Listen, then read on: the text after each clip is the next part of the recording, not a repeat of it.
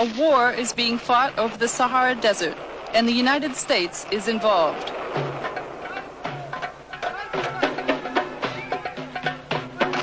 American weapons are taking their toll.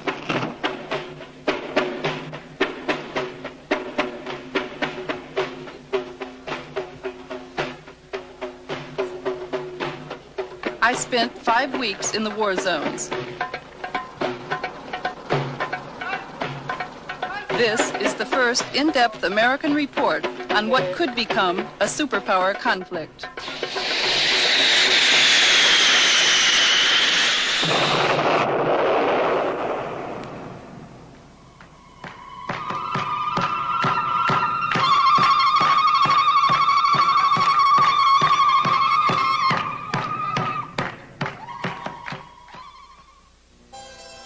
This program is made possible by a grant from the Independent Documentary Fund, which is supported by the National Endowment for the Arts, the Ford Foundation, the Program Fund of the Corporation for Public Broadcasting, and by public television stations, and by additional grants from the Corporation for Public Broadcasting, the Samuel Rubin Foundation, the William and Mary Grieve Foundation, and by the Albert Kunstadter Family Foundation.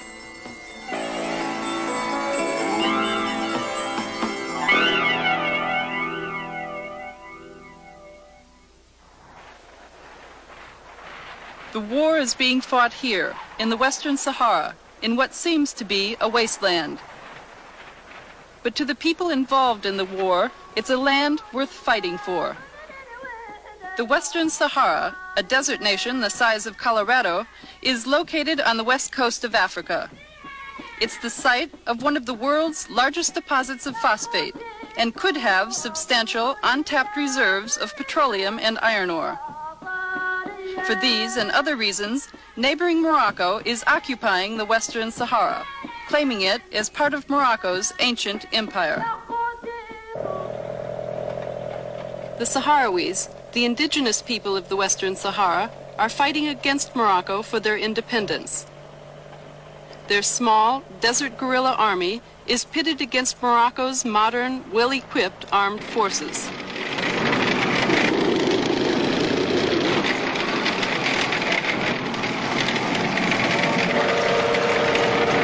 The United States is one of the main suppliers of weapons to Morocco, even though the Moroccan occupation of the Western Sahara is condemned internationally.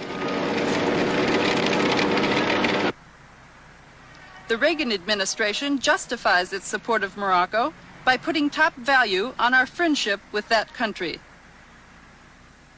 Morocco, for 2 decades, has been a close and valued friend of the United States. They are a moderate Arab state. They are very helpful in terms of a series of initiatives in Africa. They are a strategically important country bordering on the Atlantic and on the Mediterranean. And they have been consistently supportive of the United States of America. Another African country that's been friendly with the United States of America is Nigeria. Yet, its foreign minister feels the United States has chosen to support the wrong side. For the United States, champion of justice, freedom, and rights of people to be on the side of the oppressor, as it were, it's a really very sad affair, and one sincerely hopes that the U.S. administrations would consider this matter in this light and pull out as best as they could, because you might say in the short run, U.S. may need to protect its strategic interests and friendships and so on, but in the long run, it's really creating a very bad name and very bad image for itself in Africa as a whole. The real problem that ought to concern us in the Western Sahara is the potential which this conflict has for significant escalation, and the extent to which, if it should spill over into Morocco and Algeria, it could create a situation in which our own country and possibly the Soviet Union could be dragged in as well.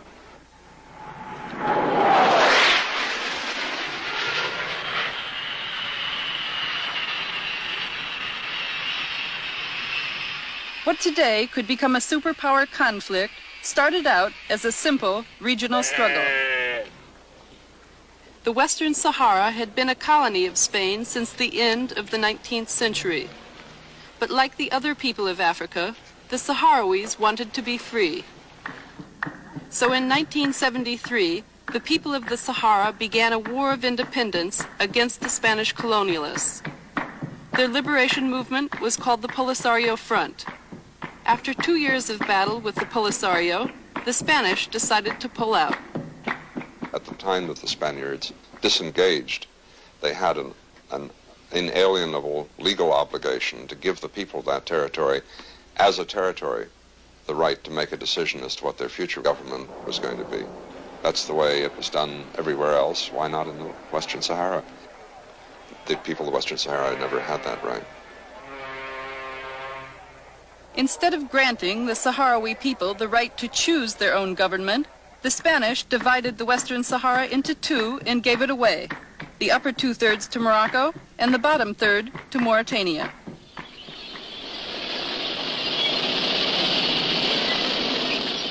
When Morocco and Mauritania moved in their armed forces to secure their new territory, the Sahrawi people loyal to the Polisario Front became a target.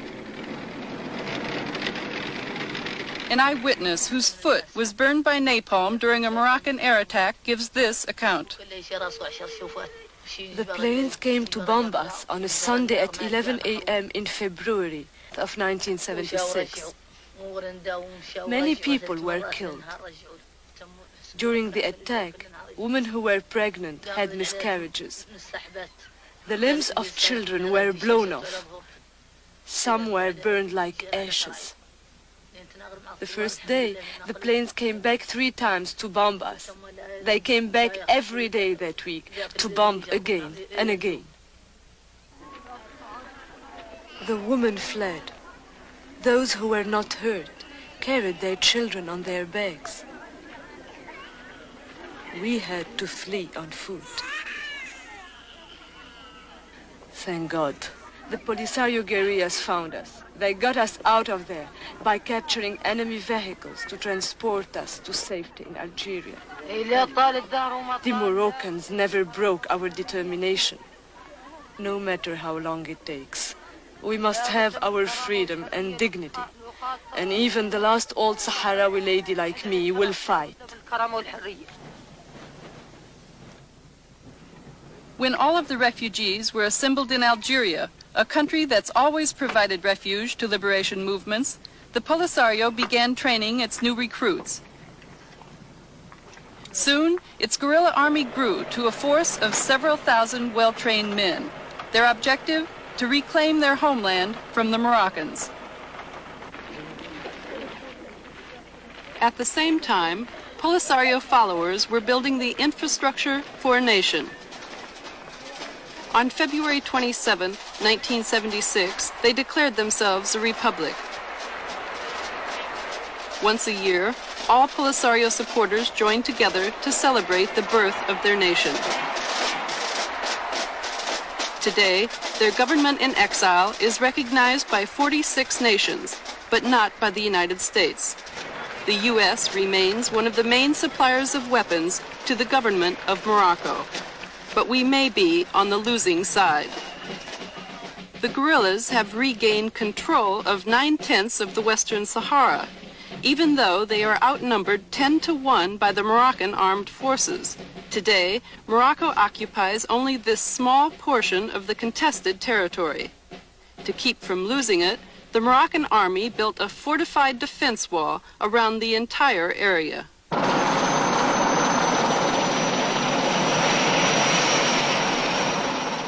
I was airlifted to Morocco's front lines by Army helicopter. Ras El Hamra has been the site of several major battles because this is where the defense wall begins. Being the first American journalist to report on this war, I received the full cooperation of the Moroccan government. During a 10-day tour of the war zones, I would visit nearly every major Moroccan military base and outpost in southern Morocco and the Western Sahara.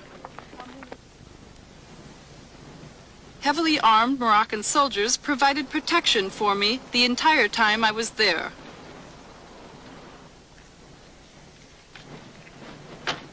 The colonel of Ras Al Hamra took me to his command post for a briefing on the defense wall and the strategy the Moroccan army is using in this desert war.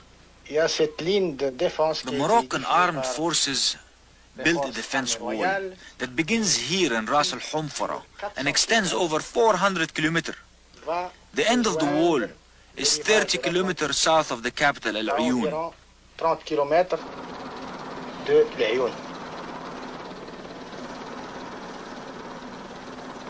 It's impossible for the enemy to penetrate the defense wall.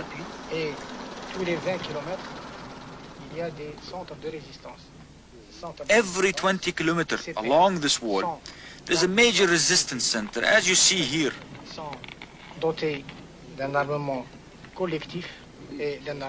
The soldiers have collective as well as individual weapons. The wall itself is defended by mines, barbed wires, and trenches.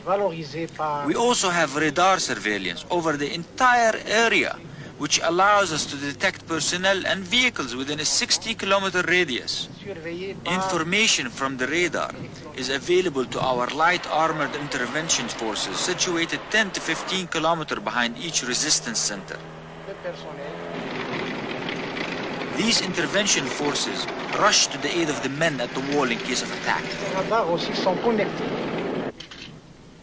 Although the wall area appears to be heavily fortified, Moroccan military officers claim they need even more weapons to fight the war effectively.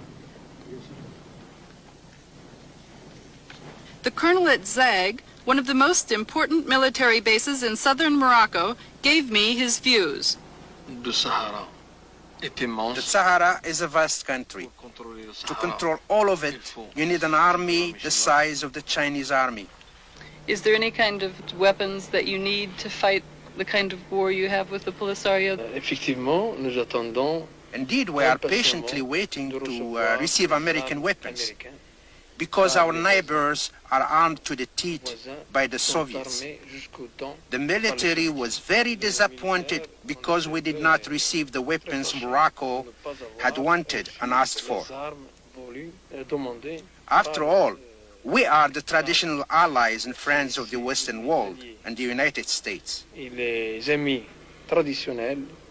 The colonel made it clear that there is hostility here on the Moroccan front towards the United States because Morocco's first request for military assistance was met with reluctance. Around the times that the arms package was being considered in the United States, there were reports of low morale in the Moroccan army. During the Carter administration, the morale was low indeed. Why? Because the United States refused to help its friend. Morocco is one of the friends of the U.S., and Carter always turned his back on us.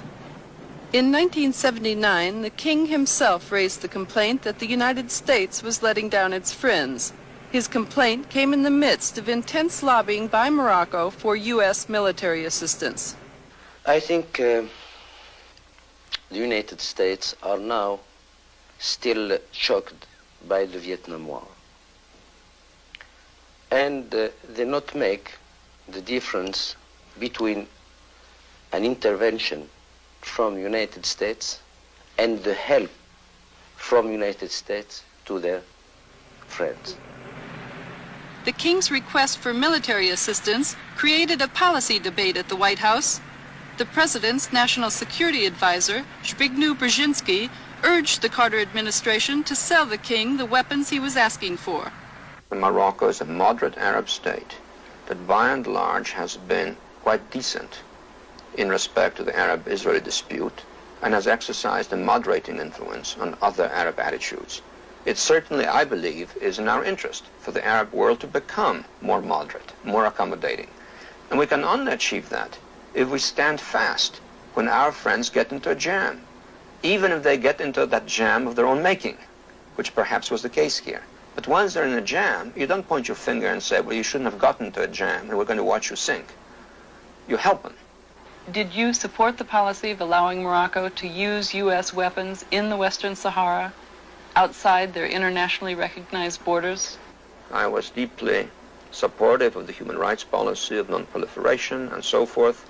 But I did not feel that in the circumstances of the real world in which we found ourselves, we could simply afford to let our friends down when they are confronting genuine security problems. This doesn't mean that I felt that Morocco was right in every respect in its policy towards the so-called Polisario. But I did feel that, on balance, we had to stand by Morocco, we had to be helpful, and we had to be helpful in a tangible and meaningful way. On January 24, 1980, the policy debate ended in a victory for King Hassan II. President Carter approved the sale of a large package of counterinsurgency weapons for use in the war in the Western Sahara. Critics of the decision charged that United States weapons would escalate the conflict. But according to the President's Moroccan ambassador, the aim of the weapons was to bring King Hassan to the negotiating table. The presidential policy was based upon the conviction that negotiations were the best avenue to peace and stability in Northwest Africa, and that the best way to ensure negotiations and to ensure that the king would come to the bargaining table was to strengthen his hand. What really counted was the fact that the United States was willing to support the policy of strengthening him so that he could negotiate. He felt a great deal more reassurance to have the United States' understanding of his position. The arms sales to Morocco included 20 F-5 fighters. Total cost, $170 million. 6 OV-10 Broncos, described as one of the deadliest and most versatile light strike counterinsurgency aircraft in the world, were also included.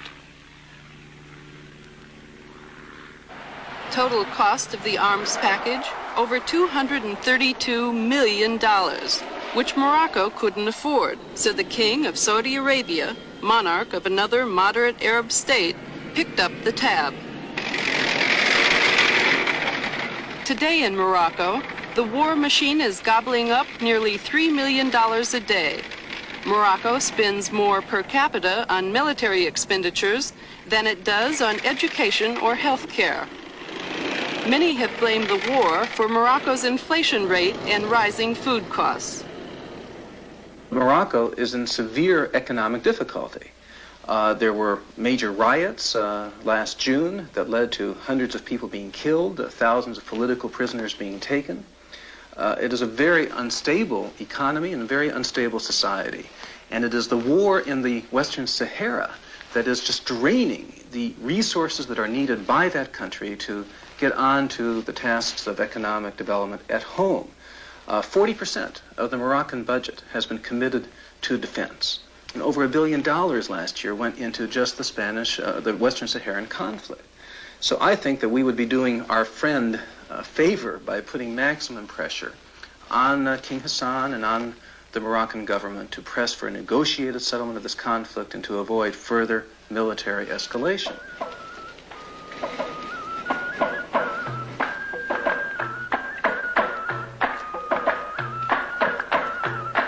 This is the Moroccan town of Tantan.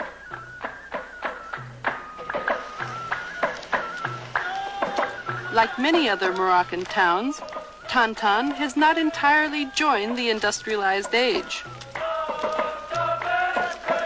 The standard of living here, typical of life throughout much of Morocco. According to a World Bank report, 1 out of every 3 Moroccans is living below the poverty level of $200 per year.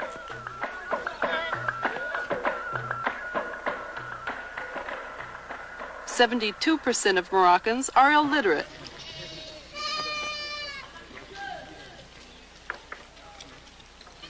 One out of every 7 Moroccan children die before they are 1 year old. Life expectancy here, only 56 years, compared to 73 years in the United States.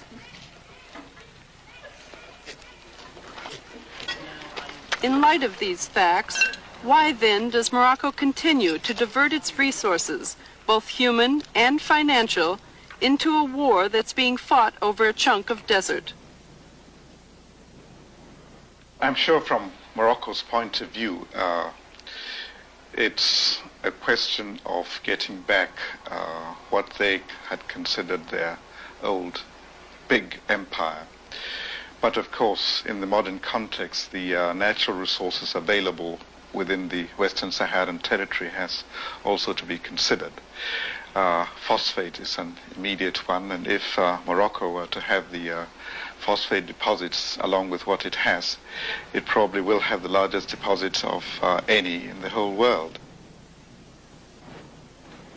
The Boukra phosphate mine in the Western Sahara is one of the largest deposits of phosphate in the world. Much of the phosphate here is untapped. Two valuable products are made from phosphate: fertilizer and uranium for nuclear weapons. Yes, this is phosphate, yes. This is the only mine in the Sahara. In the Sahara? It's not working. No? Yeah. No. No, but... Because of the war, the Boukra phosphate mine has not been in effective operation since 1976. Polisario attacks make it impossible to transport the phosphate out of here.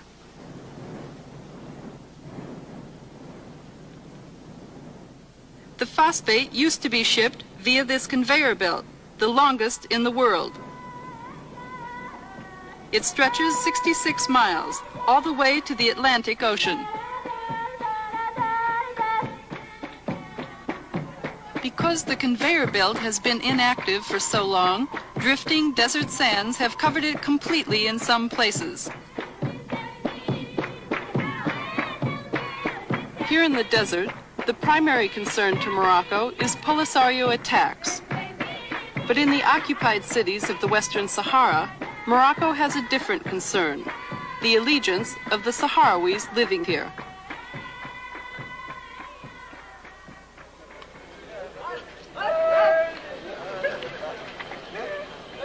This is the city of El Ayoun, the largest in the Western Sahara. In an effort to win the loyalty of the Sahrawis living here, the Moroccan government has pumped millions of dollars into the city and surrounding provinces. A Moroccan official describes one way in which that money was spent. The Spanish left the Sahrawis here living in bad conditions, in shacks like these on the right. So the Moroccan government constructed 450 of these white houses and gave them to the people free of charge. Many of the housing complexes have their own schools and social centers. The government wants the Sahrawis to live like everyone else in the world, like all Moroccans. In spite of government efforts to make El Ayoun Moroccan, the Sahrawis cling to their desert culture and traditions.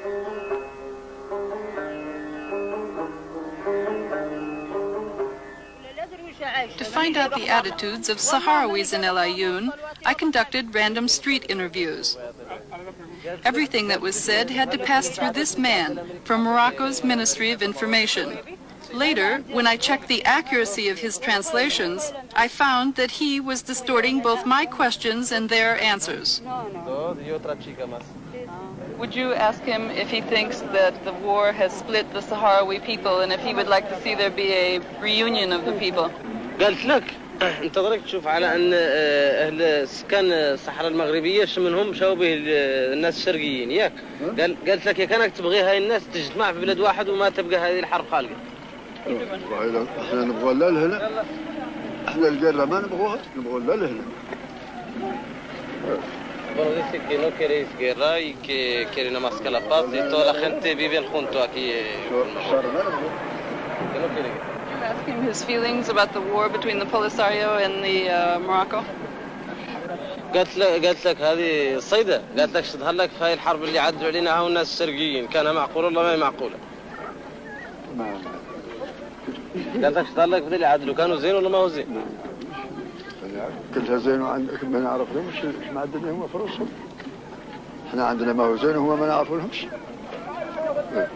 Dice que, bueno, dice, primeramente dice que no sabe nada. Después dice, bueno, eso es cosa no es buena para nosotros. Why isn't it a good thing? قال لك علاه في نظرك انت اللي يعدلوا الناس ما هو زين. قال لك علاه في نظرك انت اللي يعدلوا الناس ما هو زين. نظري انا انه ما هو زين بنادم يهرب عن ترابه ويخليها ما هي زين. Dice que no es bueno porque ellos marchan lo cogen los de Algeria desde aquí, de su tierra, y le quedan ahí, que no es bueno, y viene para matar a sus hermanos o sus hijos, que no es lógico. The interview shows that Morocco exercises control over the flow of information here, a reminder of how restrictive military occupation is. In fact, Sahrawis living under Moroccan control are not free to join the Polisario or any other organized resistance movement. All forms of opposition are banned by the Moroccan government. The main opposition group, the Polisario Front, is headquartered here in Tindouf, Algeria, 400 miles from El Ayoun. Very little is known by the United States about the Polisario or its supporters living here because of a government policy forbidding all direct contact. I have always considered that it was a little bit unfair and prejudged the situation that Washington under the Carter administration allowed American diplomats to go into the Moroccan-controlled Western Sahara, but didn't even allow any of us who were assigned to Algeria to go down and visit the refugee camps in Tindouf.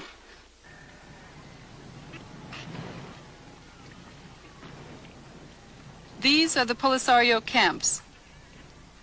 The part of Algeria where the Polisario supporters live is known as no man's land, a difficult place even for Sahrawis who are accustomed to desert life. I am one of the few Americans to visit or film here.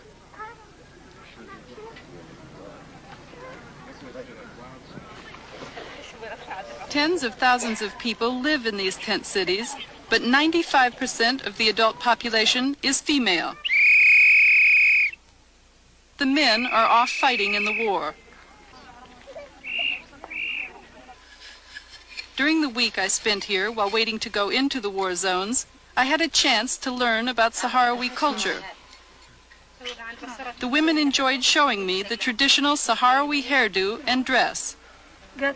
It was a way of getting them to open up, to share information with me about how the war is changing their lives.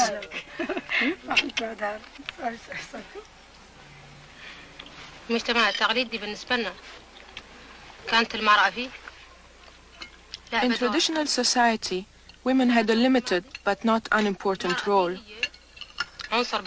Women stood side by side with their men and participated with them in all sorts of things. We even tended the herds. We have always been active and important.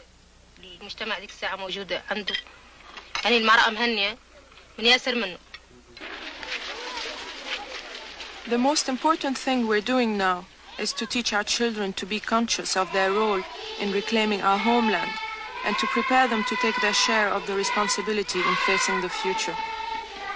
They are our future. Men have their role in this struggle, but so do we.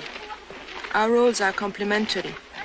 The man is out in the battlefield facing the enemy, while we women are here in the camps, taking charge of the rear bases.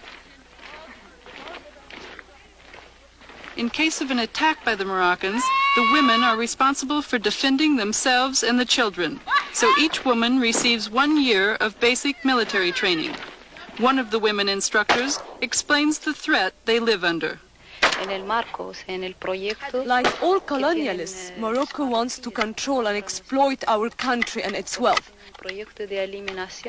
But the Moroccans are convinced that as long as one Sahrawi is alive, they can't achieve this goal.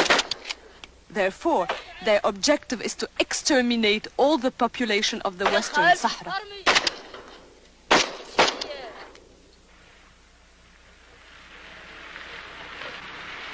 as we traveled between camps, I saw that even the old have a role in this new society. They man the outposts between camps and monitor traffic.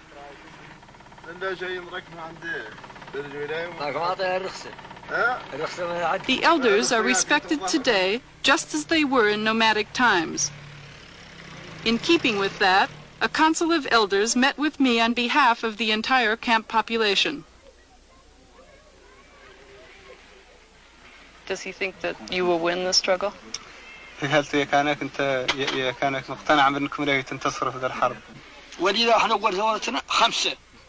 Yes, I'm sure we will win.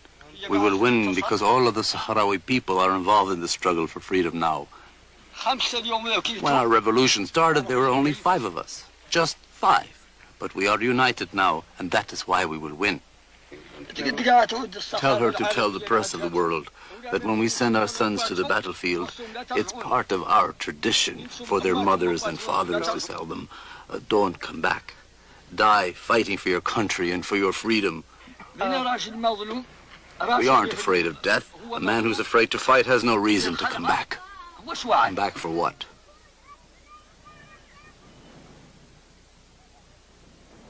25 seasoned guerrillas in worn battle fatigues arrived at the refugee camp to escort me into the war zones of the Western Sahara.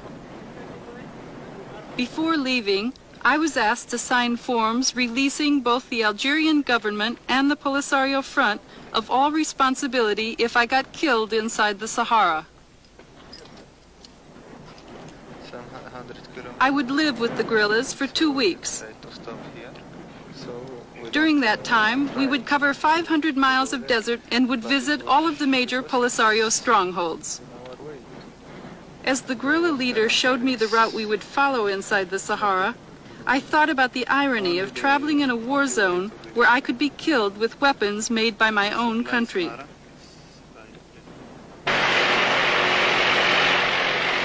Our caravan of 5 Land Rovers sped toward the war zones at neck-breaking speeds. During the day, temperatures would reach as high as 135, but at the early morning hour we left, the temperature was only 40 degrees, and the wind was strong. It was cold. There was nothing for protection. Even the windshields had been broken out, so Moroccan planes flying overhead couldn't see the glare. Mahabes, our first destination, was a hub of nomadic trading activity in the Western Sahara before the war began. But that isn't the case now. Like all of the Western Sahara cities controlled by the Polisario, Mahabes is a ghost town.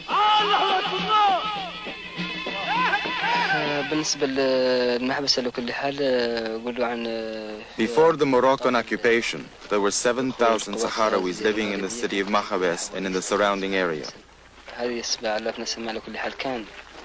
But the objective of the Moroccan army was not only to occupy the Western Sahara, it was also to annihilate the population. That's the reason none of our people, supporters, live here, even though Mahabes is liberated and under our full control. If anyone lived here, they'd be bombed by the Moroccan Air Force as they were before.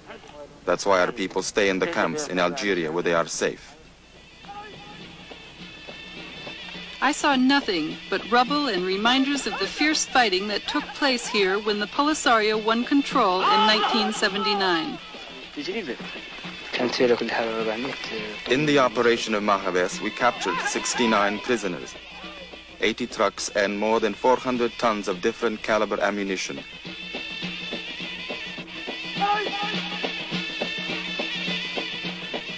During the attack, our troops killed more than 600 Moroccans, 1/2 the total number of Moroccan troops stationed at the garrison.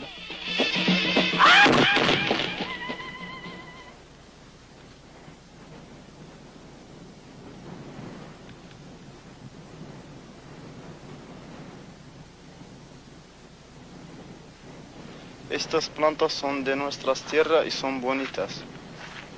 This is our land, and these are our flowers. They are beautiful. I wish our women and children and old people back in the camps could smell the flowers. For 7 years, they haven't seen the flowers or their land. Things can't go on like this. It's unacceptable. It's inhuman.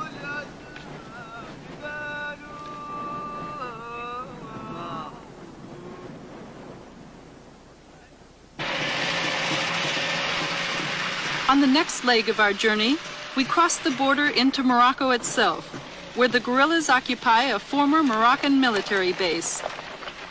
I wondered how safe it is to be on Moroccan soil with nothing for protection except 25 guerrillas armed with automatic Kalashnikov Soviet rifles. From what I observed, the guerrillas weren't concerned at all. In fact, when we came across an abandoned Moroccan tank, they stopped to strip it down.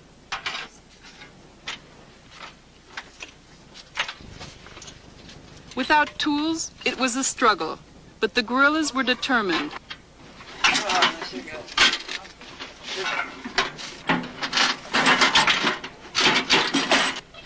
They have to be.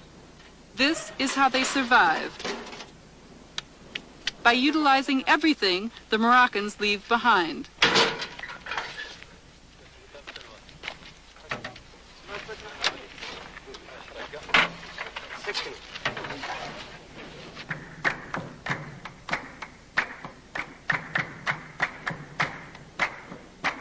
Luberat was a major Moroccan military base. From it, Morocco attacked key towns and Polisario positions within the Western Sahara. According to the Polisario, 5,000 Moroccan troops were stationed here when the guerrillas attacked in 1979. Some of the guerrillas who participated in the Battle of Luberat met us at the garrison and explained how they defeated the Moroccan army. The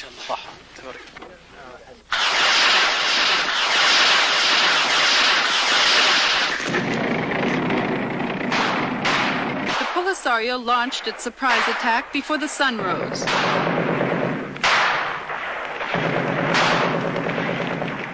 From every direction, the guerrillas advanced dangerously close on foot and by Land Rover.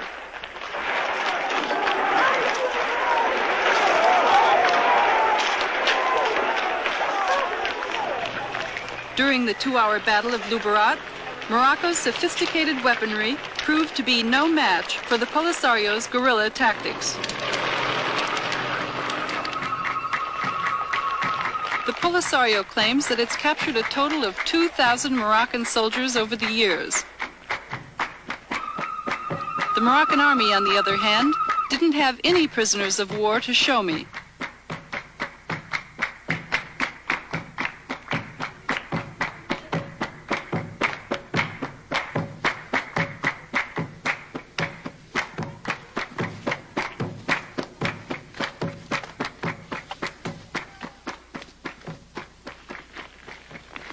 At an undisclosed site in the desert, the Polisario allowed me to meet with hundreds of Moroccan soldiers they're holding as prisoners. When were you captured? I was captured at Hagunia, 10 kilometers south of Hagunia. And where's Hagunia? Hagunia is in the Sahara. And you're a Moroccan? Yes, of course. Why were you fighting in the war? Why were you fighting against the Sahrawis? Because I am a soldier. I don't have the choice. Do you think Morocco will win the war? Do you think Morocco will win the war?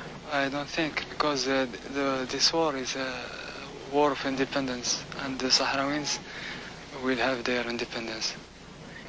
Do you wish the war would end? Yes, of course. I'm sorry for my family. Why?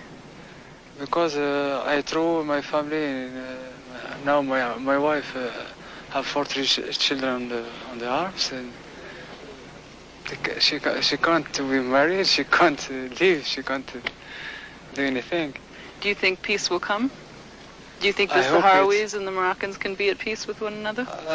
I hope that the Moroccan and Sahrawis sit around the table and discuss for this problem, and the Sahrawis can have their independence. Seeing the evidence of Polisario victories made me think that this is a war that can be won by the guerrillas. That conclusion is contradictory to the Pentagon's assessment. I cannot see how the Polisario can hope to win this war, nor can I see how Morocco can hope to win the war. This is, as long as Algeria is a sanctuary for the Polisario, and as long as Morocco is 50 times the size of the Polisario, neither side can hope to win the war militarily. Mr. West has never been to the Polisario side. The two fact-finding missions he led in 1981 spent time only with the Moroccan armed forces. Therefore, it's not surprising that he seems to underestimate the capability and determination of the Polisario to win.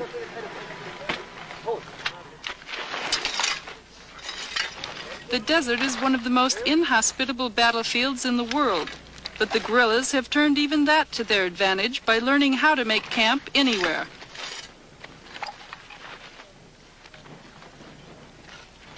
The guerrillas have a saying that a man alone in the desert is a dead man. So everyone pitches in. Food and water are scarce here. We carried only enough water for drinking. It was carefully rationed, even though it looked and tasted just like gasoline. When the goat we had been carrying with us was brought out for the kill, it marked the beginning of a special occasion. In keeping with Islamic tradition, the soldiers slit the goat's throat from west to east. Every part of the goat was carved up, either to be eaten or to be utilized. Fighters out in the field make do with an occasional piece of dried camel meat. So our cooked goat stew drew all of the local guerrillas out of hiding.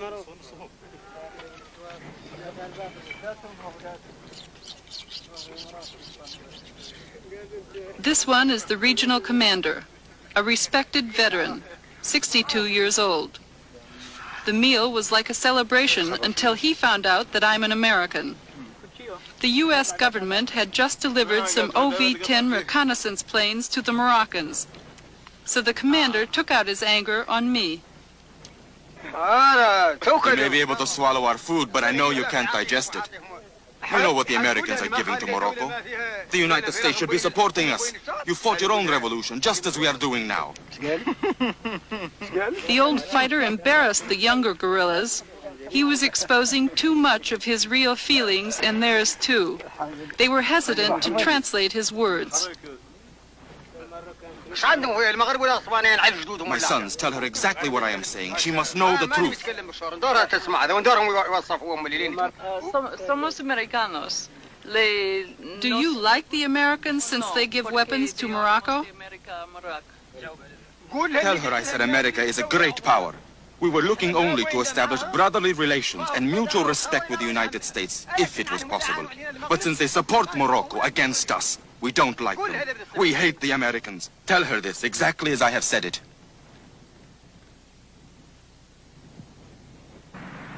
If the message has reached Washington that we are making enemies out of the Sahrawi people, it hasn't had much impact. Rather than decreasing military assistance to Morocco, the United States government is increasing it, even though official government policy is one of neutrality. One of the major differences in foreign policy between the Reagan administration and the Carter administration is the approach towards arms sales. The Reagan administration has adopted a much more permissive policy on arms sales. The Carter administration emphasized restraints. In the case of Morocco, the Carter administration sought to link the provision of arms to movement towards political negotiations involving the Western Sahara War. The Reagan administration has dropped that explicit linkage. The support of the United States should not be subject to debate. It should be forthcoming and quick. This was not the case for us in the past. Now, however, we feel there is a better understanding. 108 M60 tanks had been requested by Morocco during the Carter administration, but their sale was never approved. Secretary of State Haig, however, in one of his first official acts of office, approved the sale of the M60 tanks to Morocco. In the fall of 1981, the Reagan administration took yet another step by sending U.S. military advisors to Morocco. The decision came after Morocco suffered heavy losses because of a Polisario attack on its outpost of Guelta Zamor in the Western Sahara. Guelta is 135 miles south of the Moroccan border. During the battle, the Polisario shot down 2 Moroccan fighters, each costing $15 million, and 3 other Moroccan military planes. That's 8% of the entire Moroccan Air Force. After the battle, the King of Morocco appealed to the United States for more military assistance, on the basis that for the first time, the Polisario had used Soviet surface-to-air missiles known as SAM-6s. The United States came to the aid of Morocco after an investigation by Mr. West of the Pentagon. What were your recommendations? My first and strongest recommendation was better training. What type of training specifically? Well, basically, it has to be training for their pilots in order to know how to evade SAMs and how to attack a SAM system. Will there be U.S. military advisors going to Morocco to conduct this training? Well, advisors is a term that ever since Vietnam has left a bad taste in the mouths of many people. I would point out that at any given time, we have approximately 40 teams scattered somewhere around the world giving some sort of training help. And we do now have such a team in Morocco. Appearing before the Congressional Foreign Affairs Committee, Secretary of State Haig was asked to justify the decision to increase Moroccan military assistance. In his testimony, the Secretary made a serious mistake. Haig accused the Polisario of using SAM-6 missiles to attack inside Morocco, not in the Western Sahara. The incident which triggered the expression of concern by Morocco was not Moroccan activity in the Sahara, but an attack against Moroccan territory by highly sophisticated forces with the most sophisticated equipment. It's awfully important we keep objectivity and balance in our expression of the situation. During my investigation of the Secretary's testimony, I questioned one of his spokesmen. He admitted that Haig had made a serious mistake because the Polisario SAM-6 attack was in the Western Sahara at Guelta Zamor, which the U.S. government does not recognize as Moroccan territory. The State Department claims that Haig made an honest mistake, but when I requested an interview with the Secretary, it was denied, and the congressional hearing record has not been corrected. At the Pentagon, I asked their top expert for justification of the new policy, and he made the same mistake Haig had. We will, in conjunction with some other nations, assist militarily in terms of the sales of military equipment to provide for the legitimate self-defense needs of Morocco, because these SAM-6 attacks have taken place inside Morocco, 70 miles inside Morocco. Where is that? This is at a place called Basied. This happened on November 20th. Mr. West is mistaken on 2 counts. There is no such place as Basied in Morocco, and there has never been a SAM-6 attack inside Morocco. This has been confirmed by the State Department and the Moroccan government. I think in the conduct of our foreign policy, whether that foreign policy is under a Republican or a Democratic administration, we tend to indulge in great exercises in self-deception. We want so desperately for the world to be the way we want it that we end up believing our own propaganda. And that's one of the things I think that has prevented us from taking a realistic view of the war in the Western Sahara. Does the United States government have a realistic view of who is fighting this war and why? The Polisario claims that it is a national liberation movement, but because many of its weapons are of Soviet origin, paid for by Colonel Gaddafi, the United States government implies that the Polisario is not a national liberation movement, but rather that it's an agent of Libyan expansionism in North Africa.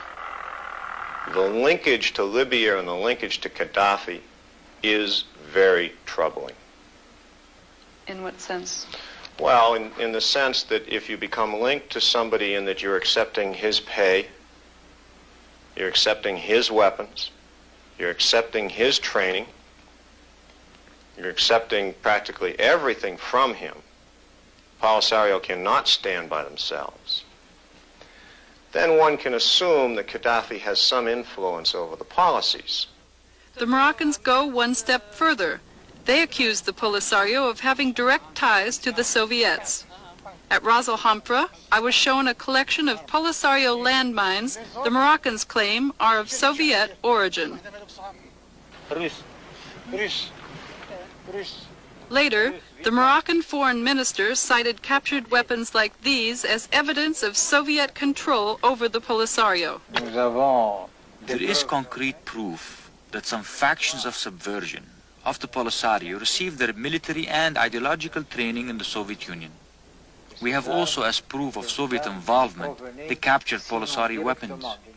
If the weapons were not directly from the Soviet Union, they were from countries which are allies of the Soviet Union.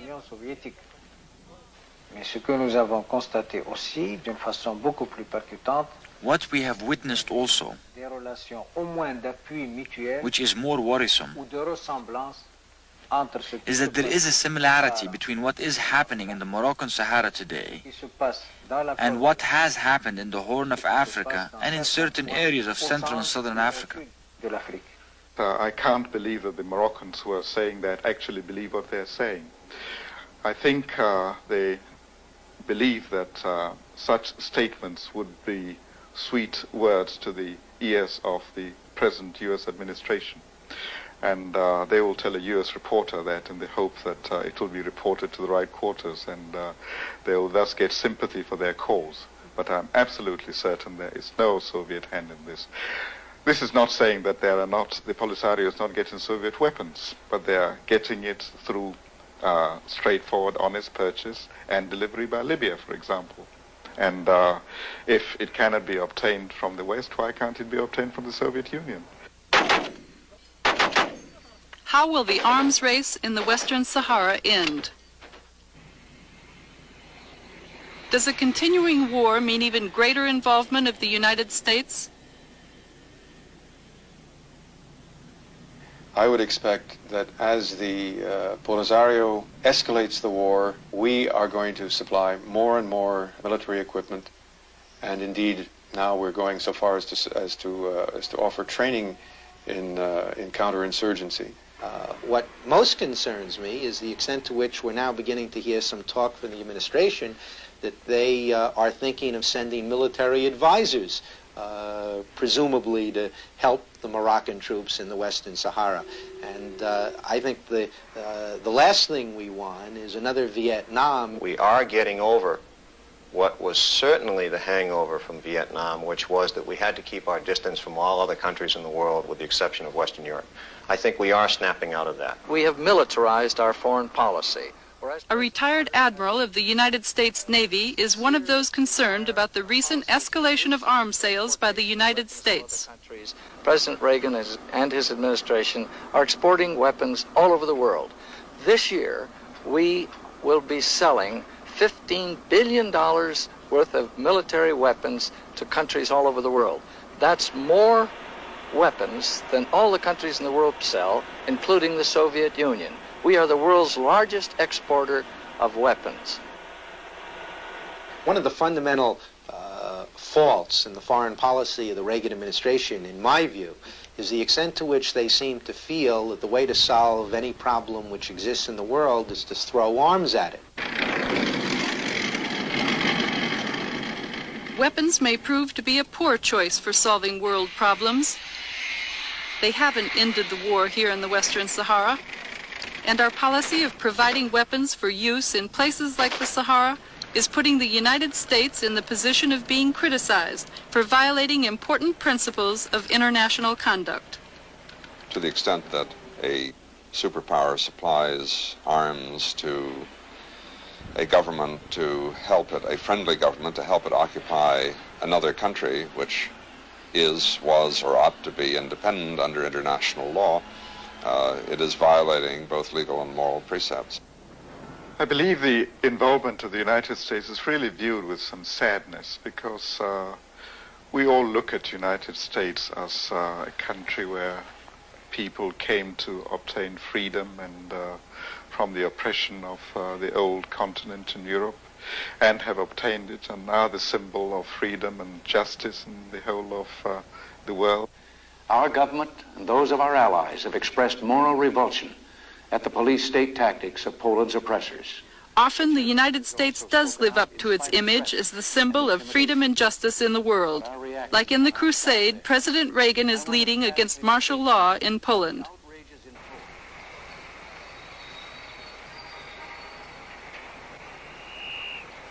Make no mistake, their crime will cost them dearly in their future dealings with America and free peoples everywhere.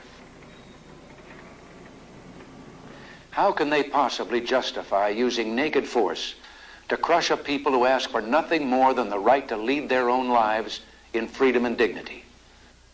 In light of statements like this, how can the President possibly justify continued arms sales to Morocco when those weapons are being used in the Western Sahara? After all, the aspirations of the Sahrawi people are no different from the aspirations of the people in Poland. The Sahrawi people are merely struggling for the right to live and be independent. We want to be at home, to live freely on our land, the land on which our ancestors have lived for thousands of years.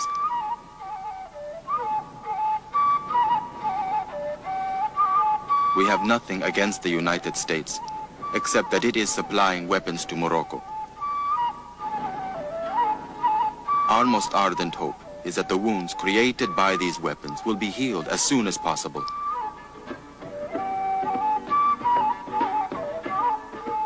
And that the Sahara and America can establish good relations.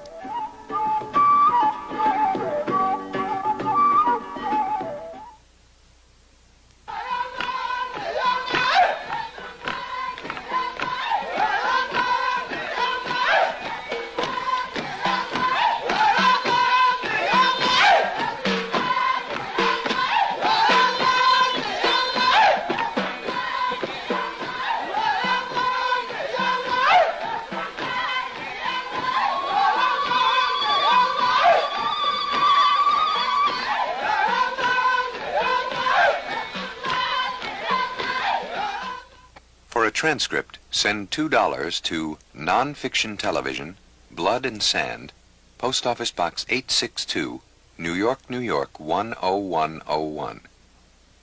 Nonfiction Television is produced under the auspices of the Television Laboratory at WNET 13 and is designed to support and present documentaries for public television by independent film and video makers. The points of view expressed in these programs are those of the independent producers.